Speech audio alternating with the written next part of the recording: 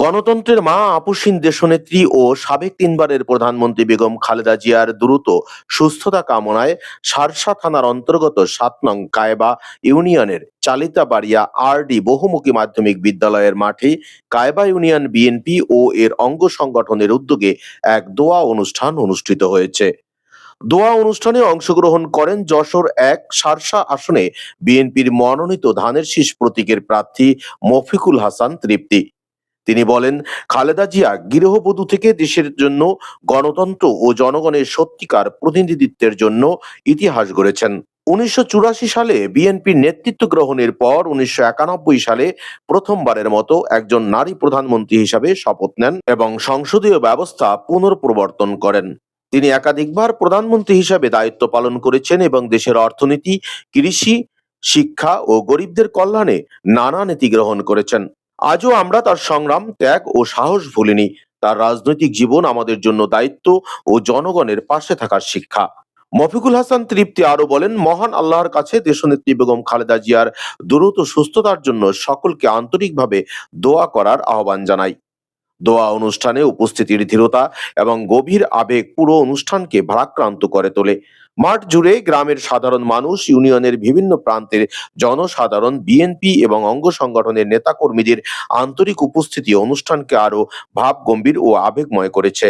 বিশেষ করে কম বয়সী হাফেজ ও কোরআন শিক্ষার্থী শিশুদের অংশগ্রহণ পুরো পরিবেশকে পবিত্র ও হৃদয় স্পর্শ করেছে।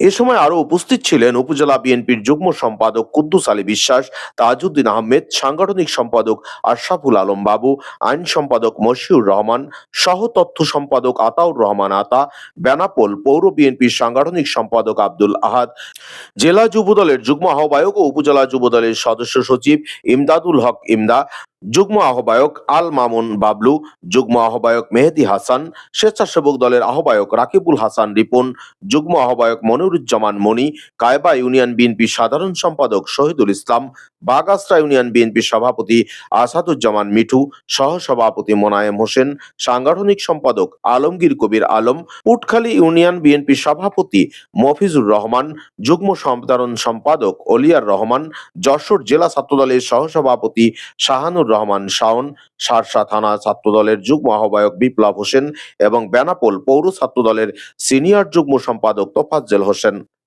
এছাড়াও কায়বা ইউনিয়ন স্বেচ্ছাসেবক দলের সদস্য সচিব আব্দুল্লাহ মিলন, যুগ্ম সাধারণ সম্পাদক মহিউদ্দিন বাপ্পি এবং এর অঙ্গ ও সহযোগী সংগঠনের বিভিন্ন পর্যায়ের অসংখ্য নেতাকর্মী ও সাধারণ মানুষের উপস্থিতি অনুষ্ঠানকে আরো গভীর ও ভাবগম্ভীর করে। তিনি একজন দীর্ঘ 16টি বছর ধরে অত্যাচার সরকারের নিষ্পেষণে নির্যাতিত হয়ে তিনি আরো ক্ষতিগ্রস্ত হয়েছেন। রব্বুল আলামিন আল্লাহ পাক জালেম সরকারের নির্যাতনে আরাফাত রহমান কোকো তার কলিজার টুকরা সন্তান জীবন দিয়েছে। রব্বুল আলামিন তারেক রহমান জিয়াও তিনি এখনো বিদেশে আছে। মাওলা রব্বুল আলামিন তাদের উপরে তুমি খাস রহমত বর্ষণ করে দিয়ে দাও। রব্বুল আলামিন সততার সাথে মানুষের পাশে দাঁড়িয়ে আছেন। মাওলা রব্বুল আলামিন তার যোগ্যতা, রব্বুল আলামিন তার সাহস আল্লাহ পাক এমন ভাবে বৃদ্ধি করে দিয়ে দাও, এমন যোগ্যতা পরিণত করে দিয়ে দাও। রব্বুল আলামিন এই সমাজের দেশের নেতৃত্ব দিতে পারে সেই তৌফিক তুমি দান করে দিয়ে দাও। আল্লাহ বহিঃশত্রুর আক্রমণ থেকে আমাদের দেশকে তুমি হেফাজত করে নিয়ে নাও।